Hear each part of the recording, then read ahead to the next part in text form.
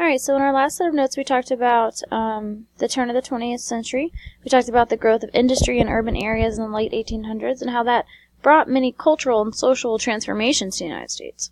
We also talked about how at the time America feared change and clung to old ideas about social roles, particularly those that affected women and African Americans.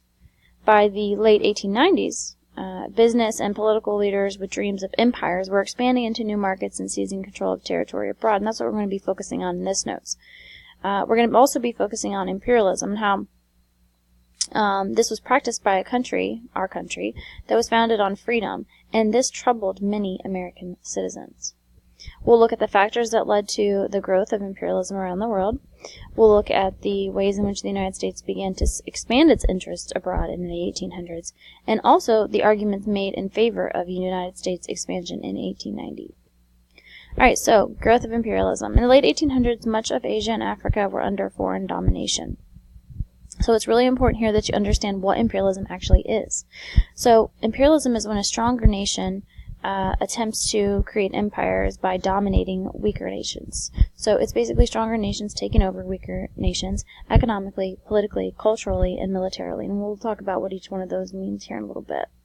The political cartoon here to the right is of Cecil Rhodes, and he is standing over Africa. This is because he was a British businessman who had expanded into Africa and taken over various parts of the country. Factors of imperialism. So these are the four: economic, nationalistic, military, and humanitarian. So economic reasons, because many other countries, including us, wanted to expand their markets. They also wanted natural resources, and so if we expand our control or domination into other nations who have more natural resources that we could utilize, as well as people to sell to, which is what markets are, then we can be more profitable. And remember, during the first and second industrial revolution, we began to mass produce. We began to make more goods than we ever had before. And eventually, we ended up running out of people to sell those things to. So, we needed more people to sell our goods to. We needed more natural resources in order to continue to advance as a nation. Also, we weren't the first to imperialize. So, Britain and France, for example, imperialized before us, or started to, and so we didn't want to get left behind, and we definitely didn't want to get taken over by other countries either. So I think part of it was that we needed to be seen as strong, and we needed to be seen as a nation that could imperialize, so that we didn't have to fear being imperialized ourselves. Nationalistic, so nationalism increased because of competition between nations for larger empires.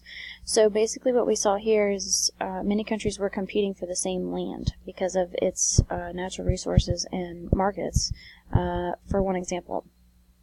And so countries began to think very highly of themselves.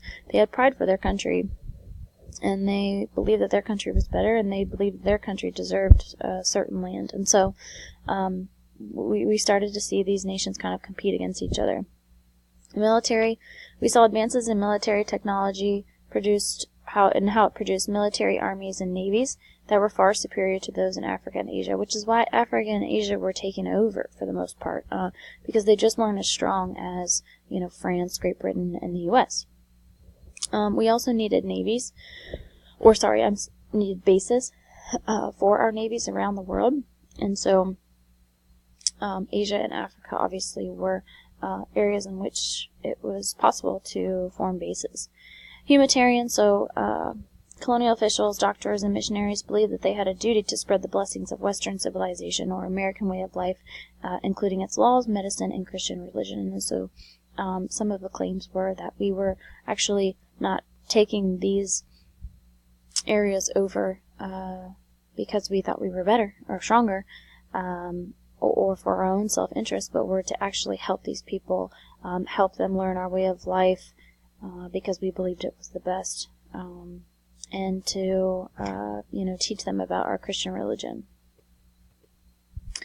Alright, so Europe leads the way when it came to imperialism. Improved transportation and communication made it a lot easier for Great Britain, France, Russia, to imperialize. sun never sets on the British Empire. This was an ongoing saying during this time because the British Empire just kept expanding. And it was very unclear where it stopped or when it was going to stop. Competition for new territory grew even more intense when Germany unified in 1871 and seized colonies in Africa and Asia, so they came to the game, basically. And then by 1890, we came to the game, and we were eager to join the competition for new territory. All right, expanding U.S. interests. So Monroe Doctrine broadened to support American imperialism. After the Civil War, Secretary of State William H. Seward advised the president to take 50,000 troops to the Mexican border after France placed an emperor on the Mexican throne. He also set his sights on Alaska, which was called Seward's Folly, because it was very rich in resources. So first here I want to talk about the Monroe Doctrine. This was a main principle of foreign policy. It was actually the best-known U.S. policy toward the Western Hemisphere. And buried in a routine annual message delivered to Congress by President James Monroe in December 1823, the doctrine basically warns European nations that the United States would not tolerate further colonization or puppet monarchs. And so that's kind of when France comes into play here. France, again, basically puts an emperor on the Mexican throne, and the French then abandon their colonial venture into Mexico because of the Monroe Doctrine. And next, Seward then buys Alaska from Russia. Came to be called Seward's Folly because of the many resources that it had. Many opposed Seward's actions, but he countered by educating the American people on all of the rich resources that were actually in Alaska that they were not aware of. Manifest Destiny. From the 1830s to 1850s, the U.S. used Manifest Destiny to justify its annexation of Texas and acquisition of California and other southwestern lands. All right, so interest in the Pacific. Commodore Matthew C. Perry sailed to Tokyo Bay, forcing Japan to start trading with the U.S. By the 1860s, several European countries had signed a series of treaties that allowed for expanded trade with China. The U.S. had also control of the Pacific Islands for refueling and repair stations for its naval vessels. So this led to the annexation of the Midway Islands in 1867 and to a treaty being signed with Hawaii.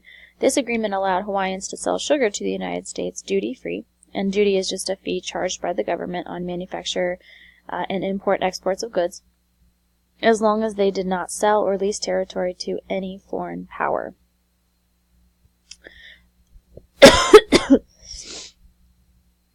Interest in Caribbean islands in Latin America. In 1870, Grant announced that in the future the Monroe Doctrine would protect all territories in these two regions from transfer to a European power. However, this turned into the U.S. playing an active role in several diplomatic and military conflicts in Latin America. So arguments for U.S. expansion. It would promote economic growth. By the late 1800s, the industrialists, inventors, and workers of the United States had built a very powerful industrial economy. Americans alone could not consume everything that they were producing, because they were producing at such a high rate. The answer to this, or the answer to their problem, would be to secure new markets abroad, more people that we could sell to.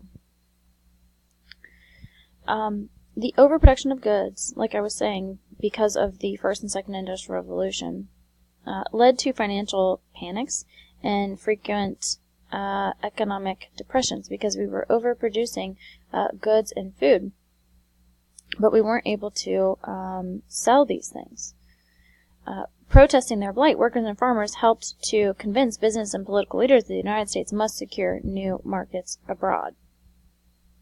Some examples would be Costa Rica. So Minor C. Keith provided financial services to Costa Rican's government. In return, he won long-term leases for land and railroad lines. His United Fruit Company exported 50 million bunches of banana a year to the U.S. Guatemala, Costa Rica, and Honduras were the major suppliers of bananas and became known as the Banana Republics. Protecting American security. Those who favored a strong United States Navy also pushed for expansion. By the late 1880s, U.S. warships left over the Civil War were rusting and rotting. Naval officers convinced Congress to build modern steam-powered,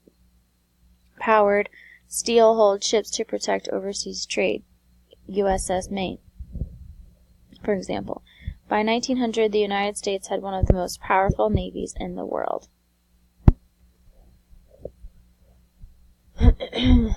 Preserving American spirit. Worried that the closing of the frontier would snap the nation's energy, they argued that a quest for an empire might restore the country's pioneer spirit. Social Darwinists believed that expansionism was not only this nation's destiny, but also a noble pursuit, for it introduced Christianity and modern civilization to other heathen people around the world. And remember, social Darwinism is the idea of survival of the fittest. Americans leaned towards expansion. Gradually, public opinion warmed to the idea of expansionism. However, they did not see themselves as potential rulers of oppressed foreign people. But they did want new markets and favorable trade relations. Because of this, the U.S. would find itself in difficult, bloody, and painful foreign conflicts, like the Spanish-American War in 1898. Basically what happens here is we go to war to help Cuba win its independence from Spain. So setting the stage for war by demanding that a boundary dispute between Venezuela and Great Britain be sent to arbitration, the United States defended the validity of the Monroe Doctrine, or mineral wealth border. And remember, the Monroe Doctrine warned European nations that the United States would not tolerate further colonization. Arbitration, in this case, is just a settlement of a dispute by a person or panel chosen to listen to both sides and come to a decision. The British government backed down because it needed to stay on friendly terms with the United States,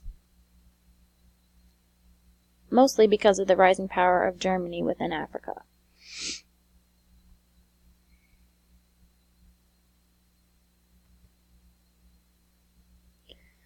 The United States became involved in the Cuban Rebellion against Spain to protect American business interests, like sugar plantations and mills. In competition for readership, 2 New York newspapers wrote exaggerated stories about the Cuban Rebellion. This yellow journalism sold a lot of papers, but had other effects as well. It whipped up American public opinion in favor of the Cuban rebels.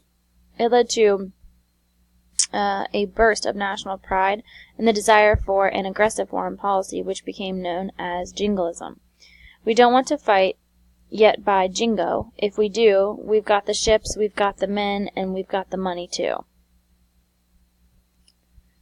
Jingo was just an extreme fighting nationalist.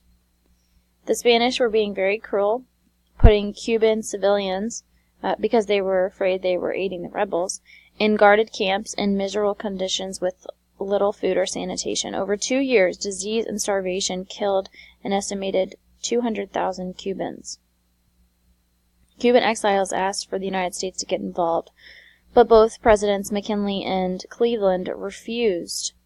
Frustrated Cuban guerrillas turned to one tactic they knew would attract U.S. government's attention: the destruction of American sugar plantations and mills in Cuba. As a result, business owners increased their pressure on the government to act.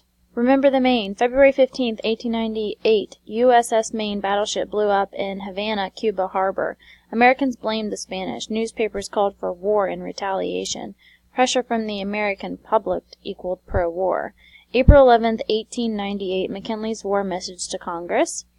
May 1st, 1898, U.S. attacked Spanish fleet in Manila Bay, Philippines. Commodore George Dewey. McKinley tried to make peace with Spain before going to war, sent a list of requests to Spain. 1. Compensation for Maine. 2. End of the reconcentration camps.